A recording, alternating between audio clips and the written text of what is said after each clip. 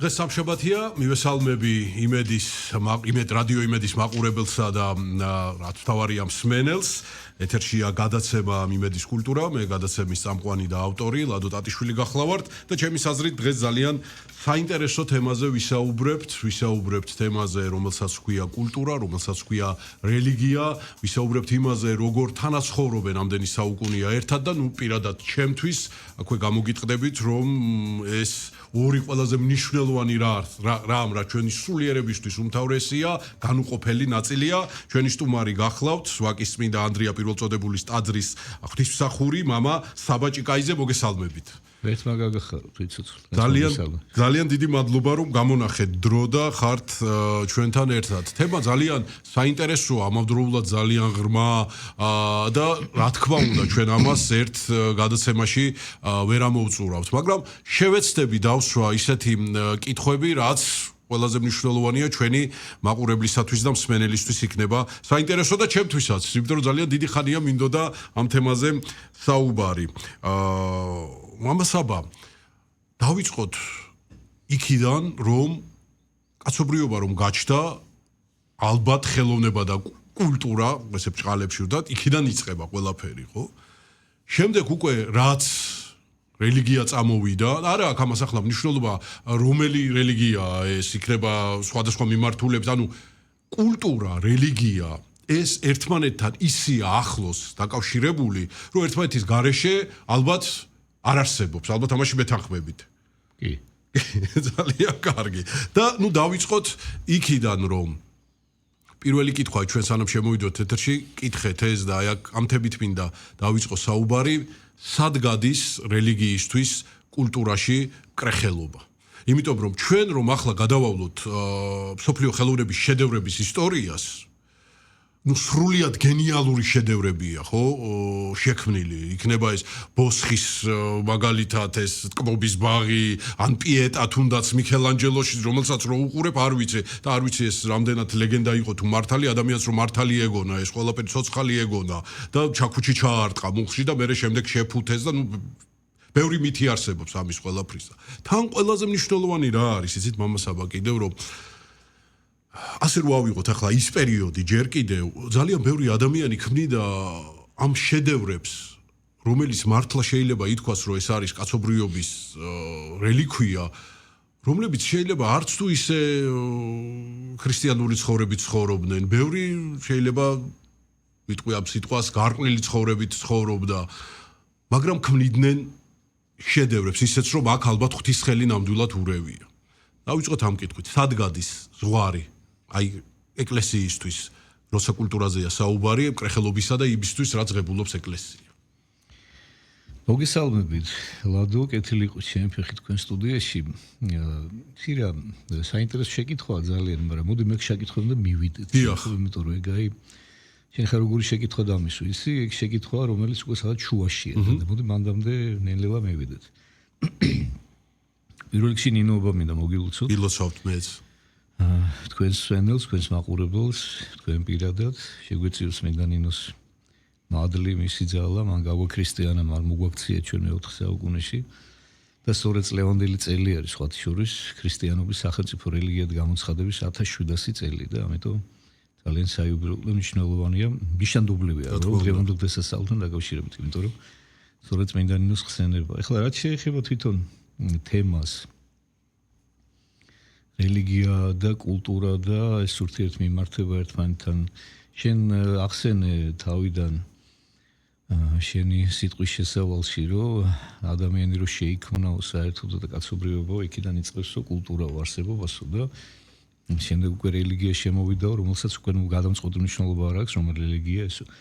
მე ცოტა სხვანაირად ვიტყოდი ამას, ჩემო ლადო. მე ვიტყოდი იმას, რომ როდესაც ადამიანი გაჩნდა ამ ქვეყანაზე, როგორც გვირგვინი ქმნილებათა, ღმერთმა შექმნა მთელი სამყარო და ბოლოს შექმნა ადამიანი და თვითონ ეს შესაქმის თანმიმდევრობა უკვე ცხადყოფს მნიშვნელობას ადამიანისას, იმიტომ რომ სულ ბოლოს იქმნება ის, ვისთვისაც და რისთვისაც შეიქმნა მანამდე ყველაფერი. მანამდე მოამზადა უფალმა მთელი ხილული და სხვა შორის არახილული სამყაროც, ანუ ანგელუსთა დასებით ადამიანების მსახურებად არიან შექმნილი. და ბოლოს ქმნის უკვე ადამიანს როგორც თავის ხალხს, თავის მსგავს და ეუბნება რომ შენია ეს ყველაფერი და ეუფლე მას. ანუ ადამიანი პატარა ღმერთად შექმნა უფალმა, იმიტომაც არის მისი ხატი და მისი მსგავსი. მისთვის არის შექმნილი ყველაფერი. ჯერ შეიქმნა რელიგია. მოდი ესე ვთქვა და შეიქმნაც არ ქვია ამას, ავტომატურად გაჩნდა რელიგია. რა არის რელიგია? რელიგია ეს არის ადამიანის ურთიერთობა თავის შემოქმედთან, რომელიც იმ თავითვე იწყებს არსებობას, რა დროსაც და რა მომენტში შეიქმნა ადამი და მე ავტომატურად ევას, რა თქმა უნდა, ხო? რელიგია ეს არის ურთიერთობა ადამიანისა ღმერთთან და რას გულისხმობს ახლა ეს ურთიერთობა, ნახეთ? ეს ურთიერთობა გულისხმობს იმას, რომ ადამიანს უნდა ახსოვდეს ის, რაც არის მის ცხოვრებაში ყველაზე მთავარი და ყველაზე მნიშვნელოვანი. ჩვენ თუ გადავავლევთ თვალს 10 მცნებას, იქ ჩვენ ვნახავთ, რომ პირველივე მცნება გვეუბნება, რომ მე ვარ უფალი ღმერთი შენი და არა იყვნენ შენ და ღმერთი უცხონი ჩემსა გარეშე. ანუ ეს რას ნიშნავს? ღმერთი თავიდანვე შეგახსენებს, რომ არ აგერიოს პრიორიტეტები, არ აგერიოს ღირებულებები, იცოდე რა არის პირველხარისხოვანი და რა არის მეორეხარისხოვანი და ასე შემდეგ. გეუბნება რომ მე ვარ ღმერთი, მე ვარ ის, ვინც ყველაზე მნიშვნელოვანი ვარ და ვიქნები ყოველთვის შენ ცხოვრებაში. უბრალოდ შენ ეს არ დაგავიწყდეს. განა იმიტომ რომ მე ეს მჭირდება, ღმერთი გეუბნება. არამედ იმიტომ რომ შენ გჭირდება ეს, რომ გახსოვდეს ის, ვინც არის ყველაზე არსებითი და მნიშვნელოვანი. ის ვინც შენ ამ ქვეყანად მოგავლინა, ის ვინც შენ სიცოცხლე გაჩუქა. და თანაც არა დროებითი, არამედ მარადიული სიცოცხლე გაჩუქა შენ. მეორე მცნება განმარტავს პირველ მცნებას და ამბობს: არ აქმნე თავისა შენისა კერპი არცა ოლოდი მსგავსი. ეს რას ნიშნავს, რომ ნურაფრით ჩამანაცვლებ მე, გეუბნება ღმერთი. ნურაფერს დააყენებ ჩემს ადგილს.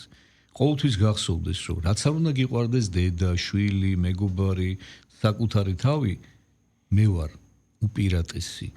ჩემთან ურთიერთობა არის შენთვის, შენი ბედნიერებისთვის განსაზღვრელი. ნახეთ? და რელიგია სწორედ ეს არის, როდესაც შენ სწორად ურთიერთობ შენს ღმერთთან, შენ შემოქმედთან. იცი მისი პატივისცემა, იცი მისი თაყვანისცემა, იცი მისდამი სწორი მსხვერპლ შეწირვა რა არის. ეხლა ეს მსხვერპლ შეწირვა ამ სიტყვამ არ შეგაშინოთ რა. გასაგვირველია. იმიტომ რომ მსხვერპლი მაგალითად ქრისტიანულ საწმუნოებაში რა არის უპირველეს ყოვლისა ჩვენთან როგორი მსხვერპლი შეიწირება, როდესაც წირვა ტარდება უსისხლო მსხვერპლი, ხო? ღმერთისათვის სათნო მსხვერპლი, როგორც ამას დავით წინასწარმეტყველი ძალიან კარგად განგვიმარტავს, არის განწმენდილი გული. როდესაც ადამიანი ითავისუფლებს თავის გულს უფალთან მიმართებაში. უპირისპირდება და ებრძვის საკუთარ თავში ნებისმიერ ცოდვას, ნებისმიერ უსჯულოებას, ნებისმიერ მავნე რაღაცა გამოვლინებებს. ბრძოლას უცხადებს თავის დაცემულ ბუნებას და იწყებს სათნოებების შეძენას. ისეთი სათნოებებისას, რომელიც არის ღმერთის დამახასიათებელი თვისებები. რომ მიემსგავსოს მას მართლაც რეალურად, ანუ რისთვისაც არის შექმნილი ადამიანი, რომ ღმერთის მსგავსი გახდეს, ხო? აი ეს არის სწორი და ჭეშმარიტი მსხვერპლი ღვთისადმი აღვლენილი. ეხლა ეს რატო ვთქვი, ხა რატო დავიწყე ეს შორიდან, იმიტომ რომ პირველადი იყო რელიგია. ეხლა რაც შეეხება ჭეშმარიტ და არაჭეშმარიტ რელიგიებს, საქმე ეხლა მოკლედ ვიტყვი, იმიტომ რომ ჩვენი დღევანდელი საუბარი ამას არ ეხება და ეს ძალიან ვრცელი თემაა. რა თქმა უნდა. თუ რატო და რისთვის, მაგრამ მოდი სიტყვაზე ვიმდეთ, დამერწმუნეთ, რომ ნამდვილად ერთადერთი და არა ერთ-ერთი ჭეშმარიტი რელიგია, ანუ ჭეშმარიტი ურთიერთობის ფორმა ადამიანის შემოქმედთან, იცოდეთ, რომ ეს არის ქრისტიანობა და კიდევ უფრო დავაკონკრეტებ, მართლმადიდებელი ქრისტიანობა, იმიტომ რომ თვითონ სიტყვაც ხატყობს, ხო? მართლა დადიდებს უფალს, სწორად დადიდებს. სწორი ურთიერთობის ფორმაა ეს ღმერთთან. ეს არის სწორედ ის რელიგია, რომელიც უფალმა იქადაგა ამ ქვეყანაზე ხორციელად მუსულმა და შემდეგ მოციქულებმა უკვე დაადგინეს და 7 საეკლესიო მსოფლიო კრებამ დააკანონა, ბეჭედი დაუსვა. აი ამ ყველაფერს განუხრელად იცავს მართლმადიდებელი ეკლესია, რომელიც წარმომადგენლებიც საბედნიეროდ ჩვენსა ვართ. რა თქმა უნდა. ეხლა რაც შეეხება კულტურას. კულტურა რა არის? კულტურა ეს არის უკვე არა, აი ჩვენ ხო განმარტეთ, აი ესეთი დეფინიცია გავაკეთოთ და გავყოთ შუაში, ხო? თუ რელიგია ეს არის ადამიანის ურთიერთობა და ურთიერთობის ფორმები თავის შემოქმედთან და ღმერთთან. კულტურა ეს არის უკვე ადამიანის ურთიერთობა მეორე ადამიანთან. რომელსაც რა თქმა უნდა თავისი კანონები აქვს, თავისი წესები აქვს. დაფუძნებულია რაღაცა გარკვეულ მორალურ კოდექსზე, ხო?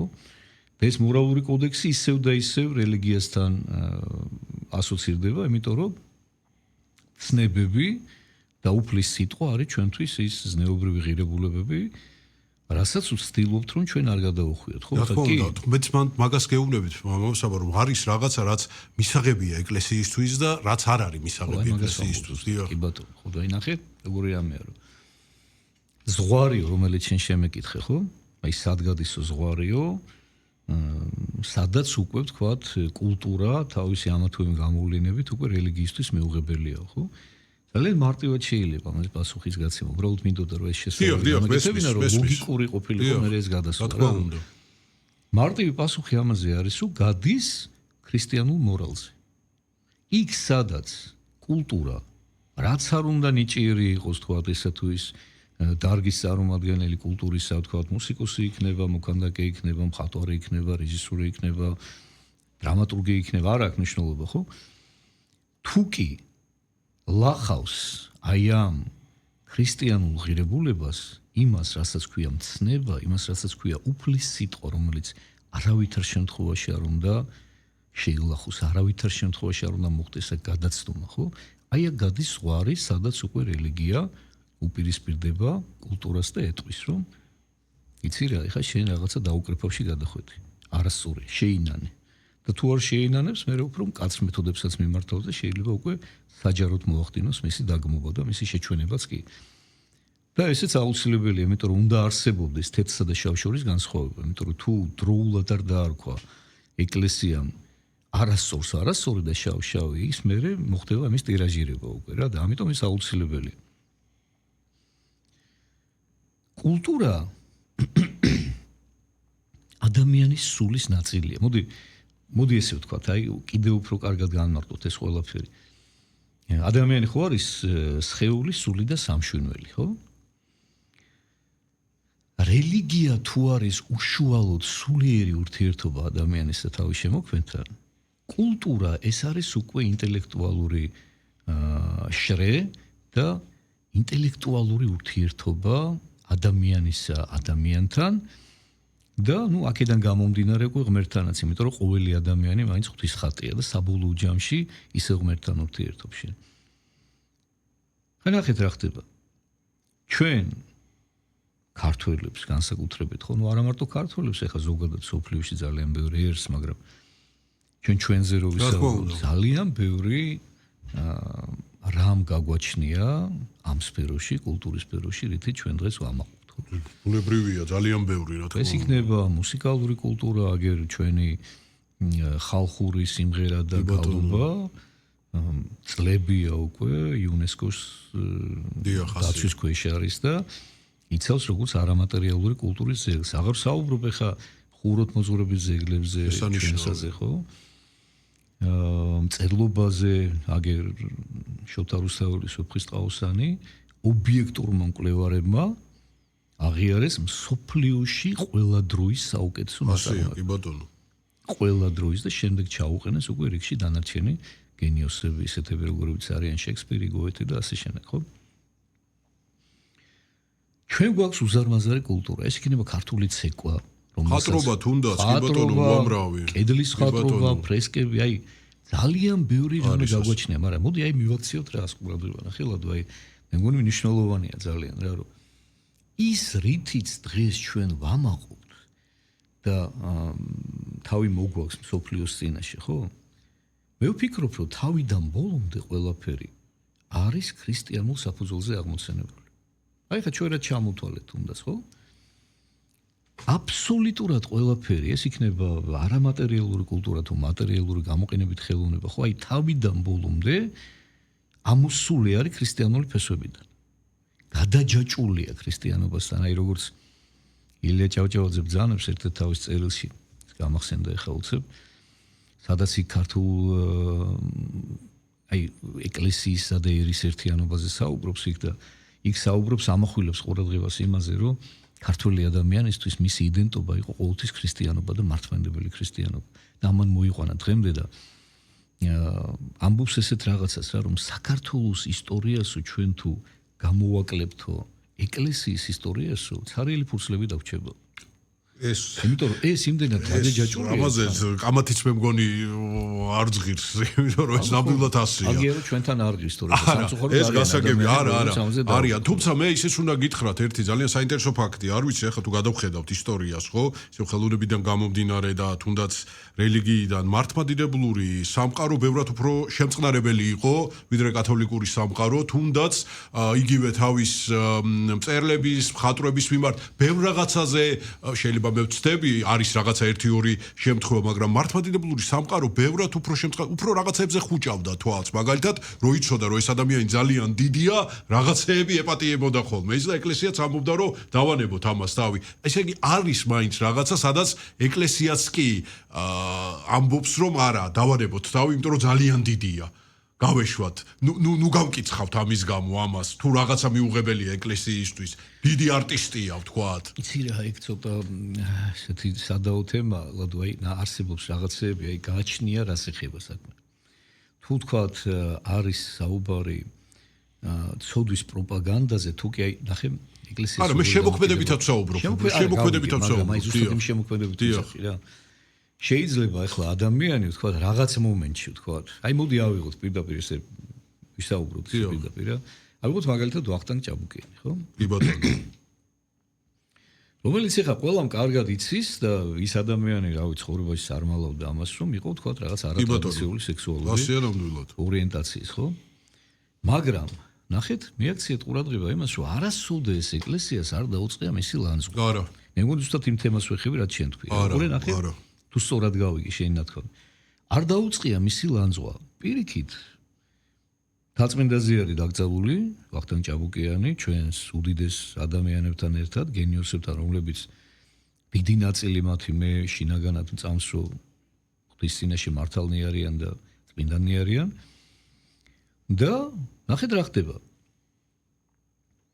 რატომ იყო რომ ეკლესია მას არ დაუპირისპირდა, რატომ არ დაიწყო მისი გმობა? ერთადერთი რამის გამო, მიუხედავად იმისა, რომ ეკლესიამაც ისე როგორც ყველა მიცოდა მისი ვთქვათ, აი ცხოვრებისეული, ასე ვთქვათ, სისუსტის და ნაკლის შესახებ, არ დაუწყია მისი ლანძღვა ერთადერთი რამის გამო, იმიტომ რომ ის არ ახდენდა ამ ყველაფრის ტირაჟირება. გასაკვირველია. ის არ ამბობდა, რომ იცით რა, მე აი ესე რომ ცხოვრობ, აი ეს არის სწორი და მოდი მე მომბაძეთ ამ ყველაფერში რა. ის იმიტომ იყო დიდი, რომ თავის საქმეს აკეთებდა. დიახ, ჩემო კარგო, თორე ხა ის იმ ნახე, მას ის სინდისი ცოცხალი ქონდა და ის ირცხვენდა იმ თავის მდგომარეობას და ის არ ახდენდა ამის აგიტაცია პროპაგანდას, რომ იცით რა, რომ მარტო ის კი არა რომ მე მაგარი მოცეკვავე ვარ, რა მოდი ჩემი ცხოვრების წესას მიბაძეთ. ის ამას არ ამბობდა. და აი ამიტომ ამ კუთხით თუ შევხედავთ, კი ბატონო, იყო და არის და იქნება ყოველთვის ეკლესიის შემწყნარებელი, იმიტომ რომ ეკლესია ებრძვის ცოდვას და ცოდვის პროპაგანდას და არა ცოდვილ ადამიანს. მით უმეტეს ესა თუ ის თქვა რაღაც ამ თუ იმ ცოდვით დაავადებული ადამიანი თუ რაღაცა მართლა ღირებულს ქმნის ქვეყნისათვის და აკეთებს. და თან ისე რომ ის არ ახდენს იმ თავისი რაღაცა პირადი ცოდვის პროპაგანდას და ტირაჟირებას. ესეთ შემთხვევაში ეკლესია მას არ ებრძვის.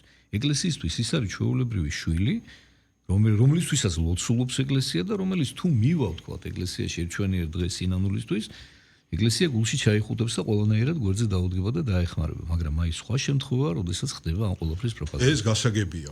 და მეც გეთანხმებით მამასაბა ამაში. და კიდევ უფრო რომ ესე ვთქვათ გავშალოთ ეს საკითხი, ეხლა უკვე რასაც შეეხება აი თვითონ შემოქმედებითად. ანუ რამდენად არის ამ შემთხვევაში მართლმადიდებლურ ეკლესიაზე ვისაუბროთ, რამდენად არის მართლმადიდებლური ეკლესიისთვის მისაღები, აი თუნდაც ქრისტეს ქანდაკებები. ან ბიბლიურ თემაზე შექმნილი ქანდაკებები, ხო? იმიტომ რომ უამრავია, ხო, შედევრები, იგივე ხა. ხო, არ არის მისაღები. მაგალითად, ბრაზილიის სავიზიტო ბარათია, ეს გენიალური ქანდაკება ჩემი აზრით. კი ბატონო, კი, მაგრამ ნახეთ აი როგორი რაღაცა. მართლმადიდებელი ეკლესიისთვის მისაღები არ არის, თუმცა ამას ბრძოლას არ უცხადებს. მოდი ისევ ესე ვთქვათ, ხო? თუ შეეკითხები მართლმადიდებელი ეკლესიას, ხო, გეტყვის რომ ის არ არის მისაღები. ხა ამას თავისი არგუმენტები აქვს, ხო, იმიტომ რომ ეს გამოსახულობითი ხელოვნება თავის რაღაცა კანონიკას ემორჩილება. მაგალითად დასავლეთის ეკლესიის ხატწერა ძალიან მკვეთრად განსხვავდება აღმოსავლეთის ეკლესიის, ანუ მართლმადიდებლური ეკლესიის ხატწერისგან. იქ არის ისინი აღიარებენ თქვა რაღაცა სამგანზომილებიან მხატვრობას, ის არის ჩვეულებრივი მხატვრობა, თქვა თუნდაც იგივე მიქელანჯელო და თქვა ის უდიდესი გენიუსები, რომლებიც მოხატეს სხვადასხვა ტაძრები და შექმნეს რაღაცა მართლაც გენიალური ტილოები მხატვრული თვალსაზრისით, მაგრამ ეკლესია ამას ხატად არ აყენებს, იმიტომ რომ კიდევ ერთხელ ვამბობ, რომ ხატს თავისი კანონიკა აქვს. ეს ბუნებრივია. მართლმადიდებლური კანონიკით, ეხლა ხატმწერები ამაზე კიდევ უფრო პროფესიონალურად გაქცევენ პასუხს და უფრო კარგად ამოწურავად გეტყვიან, მაგრამ მე ცოტა გამეგება ამასთან დაკავშირებით რა, რომ მართლმადიდებლური ხატი არის ორგანზომილებიანი, სიფტყული, ანუ მართლმადიდებლური მსოფლმხედველობით და გაგებით და ხატწერის იკონოგრაფიით, ხო?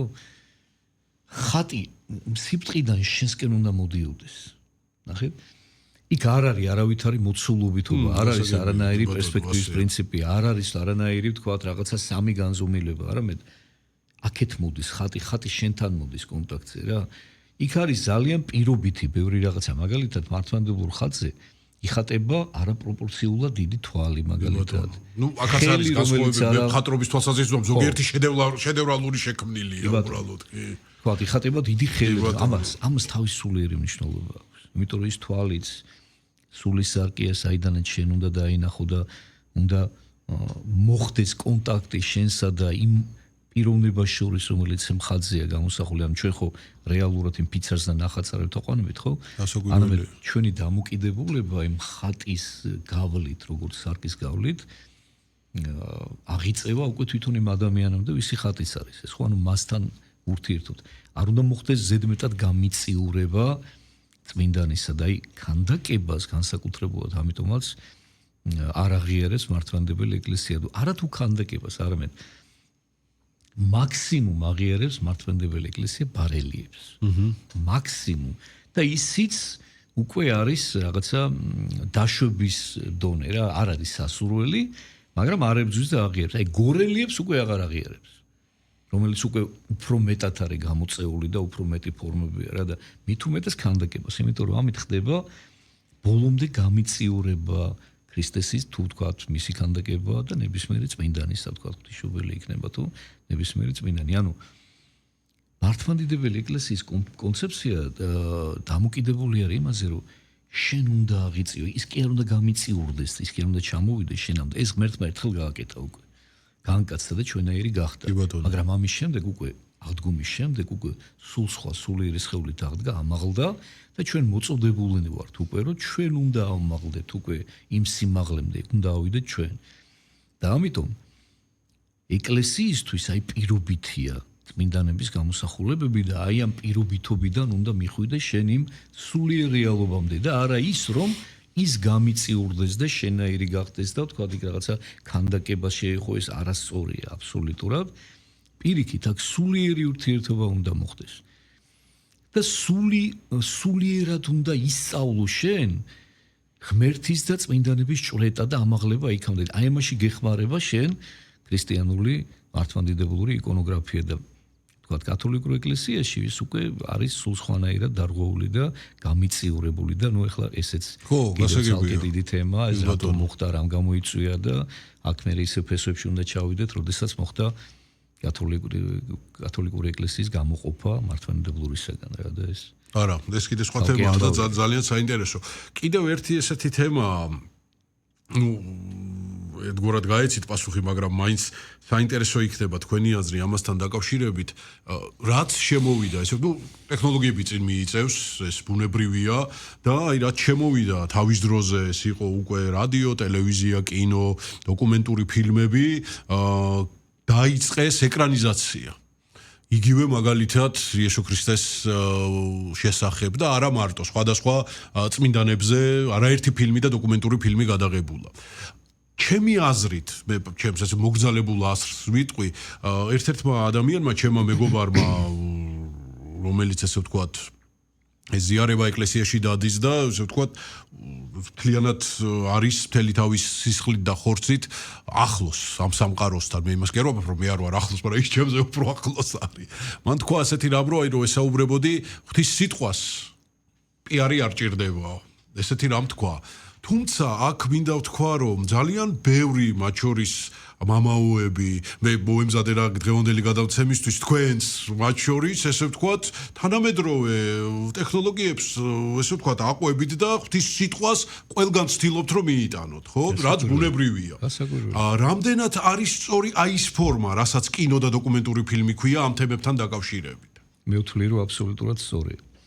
დღევანდელი ცხოვრებიდან, დღევანდელი სამყაროდან და გამოწვევებიდან გამომდინარე, არაფერი მიუღებელი მე ამაში არ მგონი აბსოლუტურად რა.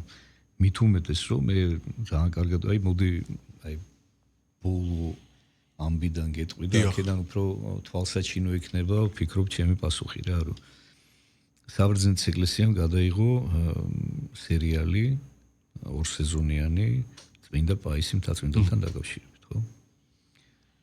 მე ვიცი კონკრეტული ადამიანების დამოკიდებულება და მათი რეაქცია. მე ვიცი უამრავი ადამიანი, ჯერ მარტო აქ ჩვენთან, ჩვენს ქვეყანაში, საქართველოში, რომლებსაც ამ ფილმმა იმხელა მადლი ჩაუყარა გულში, რომ სურვილი გაუჩნდათ ეკლესიური ცხოვრების. და დაიწყეს ეკლესიური ცხოვრება. მე ვიცი ეკლესიური ადამიანები, რომლებიც წლებია დადიან ეკლესიაში და დადიოდნენ, რომლებმაც ამ ფილმის ყურების შემდეგ მე გეუბნებით იმ მცირე ნაწილს, რომელსაც ჩემთან ქონდა ეს კომუნიკაცია, თორე ხა დარწმუნებული ვარ, რომ ეს კიდე ბევრზე უნდა გავამრავოთ ეს რიცხვი. მოდიოდნენ ჩემთან და მეუბნეოდნენ, რომ მამაო, ეხლა დავფიქრდი ამ ყველაფერზეო, რომ თურმე როგორი ზედაპირული ყოფილა ჩემი ცხოვრება ეკლესიაში.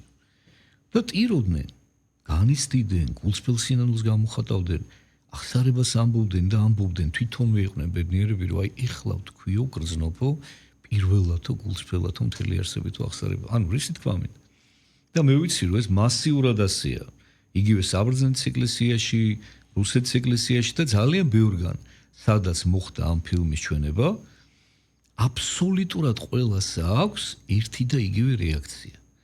ყველა აღიარებს, რომ ეს იყო ძალიან კარგი ფილმი, რომელმაც ხელი შეუწყო ადამიანების ღმერთისკენ შემოbrunებას, სინანულისკენ მოტრიალებას, იმიტომ რომ აქ მოხდა პროპაგანდა და ტირაჟირება სწორი ღირებულებების, თავმდაბლობის, სიყვარულის, მოთმინების, ერთგულების, დიდსულოვნების და რატომაც არა, რატომ უნდა შევეწინააღმდეგოთ ჩვენ ამას?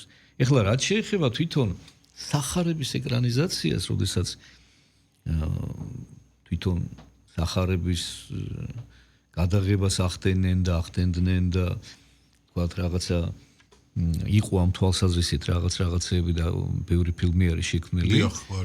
ეხლა აქ უკვე რაღაცა პატარა ფილტრი დაგვჭირდება ჩვენ, იმიტომ რომ არის რაღაცა ფილმები სახარების თემაზე შექმნილი, რომელიც ჩემთვის პირადად მაგალითად და მე ვიცი კიდევ ძალიან ბევრი ადამიანისთვის მიუღებელია და არის ფილმები, რომლებიც მისაღებია, ხო?